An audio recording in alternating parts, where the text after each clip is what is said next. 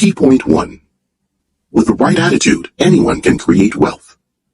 Wealth creation is the result of doing a set of things right. When you're in the right place at the right time, you will experience luck and opportunity. But money doesn't appear out of thin air. Wealth takes time and determination and requires a specific lifestyle. You can't become wealthy if you don't know how to manage your consumption habits.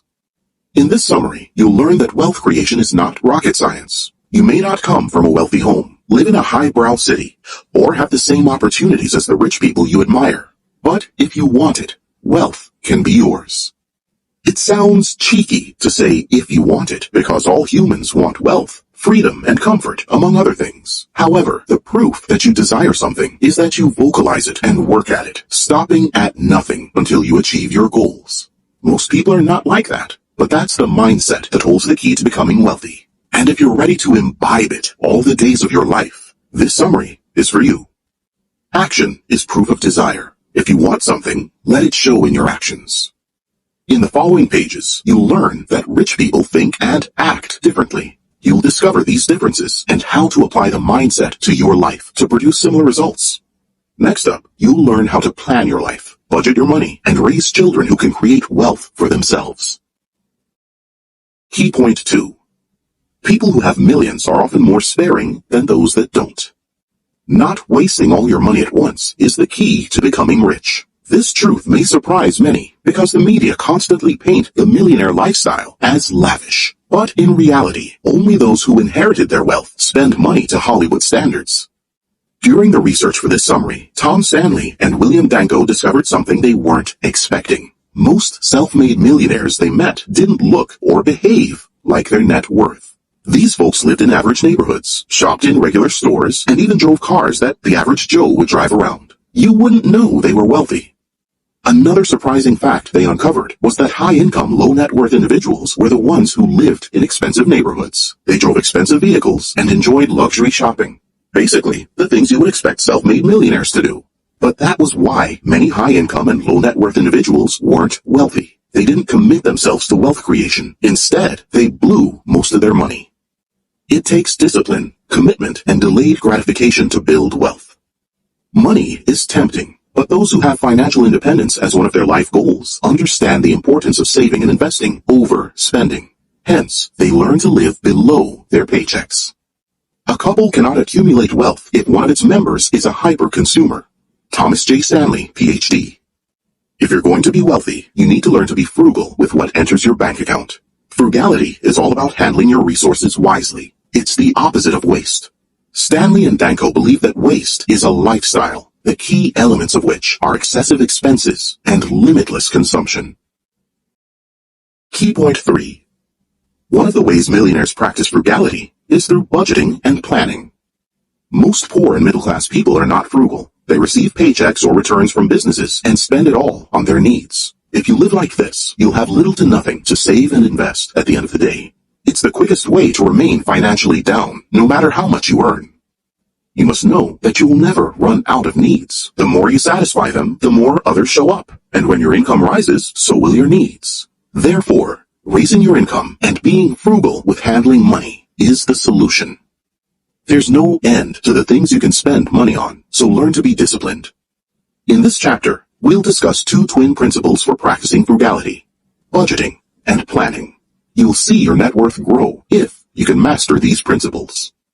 First, create a framework for your family's household expenses for a week, a month, and over 12 months. This framework should reflect your current income. The second framework is for your ideal lifestyle and describes how you'd like to live in the future, the neighborhood you want to live in, the kind of food you want to eat, the cars you want to drive, and so on. Doing this will give you clarity. After deducting your savings and investments, you'll know how much is spare for household expenses. Creating these 2 frameworks will let you know when you're overstepping by trying to live your dream lifestyle on your current income. If you're new to saving and investments, experts recommend putting aside 10 to 20% of every paycheck. This way, your budget won't suffer drastic changes, and you'll learn how to save gradually. Key point 4. Everyone uses time, energy, and money differently, and the results show. When it comes to time, 24 hours a day is all we have. but energy and money vary for various reasons. However, the reality is that every one of us has enough of those three to become wealthy in a lifetime. But that's on the condition that we use them wisely. Financial education is an absolute necessity. Without it, many of us won't know how to live properly and achieve our desired career and financial goals. From Tom Stanley and William Danko's study, millionaires who made all their money in one generation, and even those who effectively manage inherited wealth, are those who understood how to allocate these three resources properly. So, to be truly wealthy, you need to master these resources. You should start making a profit and investing as soon as possible. This way, your chances of creating a considerate net worth will be high. Of course, here's where school dropouts and those who only did 4 years in college have the advantage over the highly educated. Time. Your task should be to concentrate on getting a solid financial education. That's how to beat time and achieve your financial goals. Secondly, use your time and energy productively. Your bank statement will always reflect how productively you use these resources. Try to cut unproductivity out of your life. Use your time effectively. Let every bit of every second count. Third, hire the services of a trained financial advisor. It's also important to know how you get your advisor. Tom Stanley and William Danko found that financial advisors obtained through referrals tend to be more effective. Did you know most self-made millionaires see the importance of refusal? They choose tasks to accept with great caution. Key point 5. Why affluent parents need to rethink economic outpatient care, EOC. Tom Stanley and William Danko define economic outpatient care, EOC, as the substantial economic gifts and acts of kindness some parents give their adult children and grandchildren. It's impossible to sustain family wealth for generations if you don't explain how to be good at the money game to your children. When kids grow up and move out of the family home for education, marriage, or simply independent living, they encounter the harshness of the real world. And it's terrible for economic underachievers because they won't earn enough to sustain the lifestyle they grew up with. Generally, parents will continue supporting these grown-up kids by giving them frequent sums of money. One of the reasons that millionaires are economically successful is that they think differently. Thomas J. Stanley, Ph.D. It's not uncommon to find affluent parents supporting their 30 or 40-something adult child who is married but economically unstable. Their parents believe they are helping out. But from what Stanley and Danko discovered, EOC doesn't help anyone in the long run. They found that the opposite is true. If adult children receive less financial support from parents, they will earn more. Overall, gift recipients have difficulty distinguishing between their wealth and the wealth of their parents. If adult children receive regular financial support, they will be more interested in spending than saving. Consequently, the help doesn't do any good. It only makes them more dependent on their affluent parents. If you're a beneficiary of EOC, you must learn to be financially independent. After all, your parents won't always be there, and you will quickly squander any inheritance you receive if you don't know the principles of wealth creation. The same advice applies to parents of economically dependent adults. You have to give your children the opportunity to be independent. They may not like you in the beginning since they're used to EOC, but in time, they will appreciate you teaching them to be self-sufficient. As a parent, your goal should be to grow your child into an independent adult. Key point 6. Find your niche, become a specialist, and increase your income. Many high-income individuals indeed have low net worth, but that doesn't erase the fact that you need to earn high to achieve fast wealth. How do you expect your investment portfolio to rise when your monthly savings barely amount to anything, no matter how hard you try to save? Any in-demand niche can be profitable if you're an expert who targets the right customers. To be wealthy doing what you do, you need to make rich people your clients or customers. But the wealthy are frugal, right? Well, not exactly. Wealthy people aren't so tight concerning things that are important to them. Even the most sparing of people are ready to pay for products and services of high quality. That's why you need to make yourself valuable, so valuable that anyone will happily pay you what you deserve. This realization encompasses making your product or service attractive to potential clients and hiring the right people to help you on your marketing journey. Your offer must be impossible to resist, considering the frugality of most wealthy people. Follow the same old path. Study hard to understand your options. If you're considering a career change, here are some fields Stanley and Danko think are relevant to wealthy people: travel agents, bureaus, and travel consultants, fundraising counselors, housing specialists, dwelling products, services, professional services specialists, educational institutions and professionals, asset liquidators, facilitators and appraisers, medical and dental care specialists, specialized attorneys. Of course, this is certainly not an exhaustive list. If your passion isn't listed above, do a background check to ensure it is in demand before making it a business.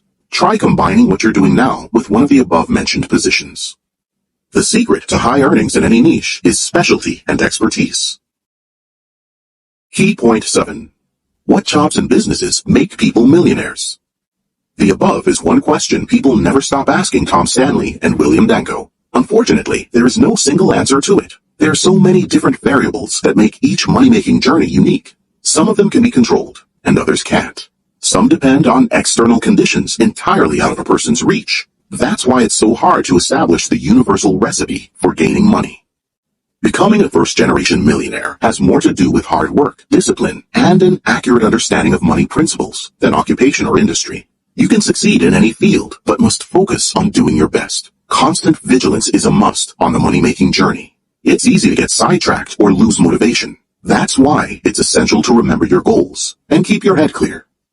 Nonetheless, Stanley and Danko's years of research and study show that most millionaires are self-employed professionals or business owners. People who work for themselves are 4 times more likely to be millionaires than those who work for others. But not everyone can survive the pains of starting and scaling a business. It's why most people prefer working for others. Wealthy people understand this too. In the study, only 20% of interviewed millionaires were comfortable letting their children start their own businesses or run the family business. Most would rather their children study to become self-employed professionals. If you want to be the first person to become a millionaire in your family, try starting a business or being self-employed. That's the easiest way. Suppose you're considering leaving the corporate world. In that case, some good advice is to start as a self-employed professional, gain experience, then work your way through becoming a business owner. This way, you won't be starting entirely from scratch and will study the intricacies of your desired field beforehand. Conclusion. Wealth creation is not a myth. There are exact blueprints that will guarantee results if duly followed.